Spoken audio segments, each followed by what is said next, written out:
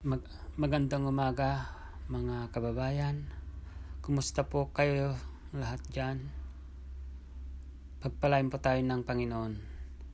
Ngayon naman po ay ipapasyal ko kayo sa Gallery Victor Emmanuel sa sentro ng Milan, mga kababayan.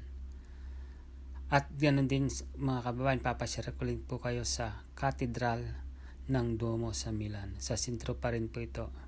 So ito po ay magkatabi lang po sila mga kababayan, kaya ako po ay samahan ninyo, tayo po ay mamasyal, papasyal po ko po kayo kahit na nandyan po kayo sa malayo, saan man kayong lugar. Ipapakita ko sa inyo ang pasyalan dito sa Milan, sa Duomo at sa gallery, kung saan po, kung maalala nyo, may mga nag-shooting po dito ng mga artista.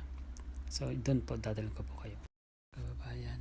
So ito na po yung gallery dito sa Milan. Ito po yung magandang galleria. Ang gallery ito po yung tinatawag na Gallery Victor Emmanuel po. Ay ang pinakalumang aktibong shopping arcade ng Italy at isang pangunahing landmark ng Milan. Makikita sa loob ng 4 na lapag po yun. Ngayon naman mga kababayan, dito na tayo ito na po yung ang Cathedral ng Duomo sa Milan. Ito ay nagsasabi ng isang kwento ng pananampalataya at sining na sumasaklaw sa loob ng 6 na siglo. Ang pagtatayo sa Duomo ng Milan ay ito ay nagsimula noong 1386 po mga kababayan. Ang trabaho para sa pagtatayo ng Katedral ng Milan ay nagsimula noong 1386 nang ang estilo ng mga katedral ng Gothic ay umabot na sa tuktok nito. So mga kababayan, napagpasya na ang bagong simbahan ay dapat itayo sa lugar ng mga sinaunang basilika. Yan po mga kababayan. So ganito po kung paano po ginawa. So ang lugar na ito, dito po ginawa yung kung saan sila nag-shooting dati. Yan po yung simbahan po ng ito yung Cathedral ng Duomo po. So ipapakita ko po sa inyo yung paikot po niya. Yan po, ayan yung paikot. Yan po yung pinakasentro, yan. So yan po mga kababayan. Doon naman kung yun yung Cathedral. Yan, yun naman yung isa, yung sa kaliwa po. Yun yung gallery.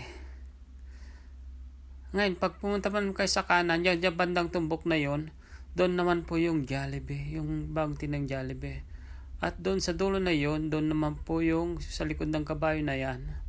Nandun po, may McDonald's po doon. So kung makikita po nyo, medyo ngayon kasi maaga pa, kakunti pang mga tao. Ay, may mga tao na po, pero kakunti pa lang po mga kababayan. Yung ganyan po pag sa umaga pa. Ayan, dito naman yung kung saan yung metro.